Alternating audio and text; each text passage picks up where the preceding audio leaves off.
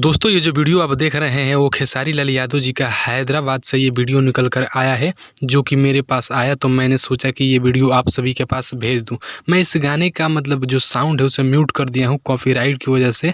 तो आप देखिए कितने मतलब मस्ती करते हुए नज़र आ रहे हैं खेसारी लाल यादव जी। अब बात करते हैं कि ये किस गाने पर गा रहे हैं। तो दोस्तों बताते कि आज से कुछ दिन पहले खेसारी लाल यादव जी का एक गाना आया था कि सुनो राजा पीके गाजा तो गड़िया जन चलावा हो, जो कि आदि शक्ति फिल्म से आया था। तो उसी पर का ये रील्स है, यानी कि उसी गाने के यह रील्स बनाया गया है, जिसमें खेसारी लाल यादव जी और कॉमेडियन एक आपके बगल में नज़र आ रहे होंगे और एक और लड़के हैं जो कि मतलब नीचे झुके हुए हैं। तो आपको ये वीडियो कैसा लगा? और वीडियो अच्छा लगा है तो भाई इसी तरह का वीडियो को देखने मेरे चैनल को सब्सक्राइब करिएगा।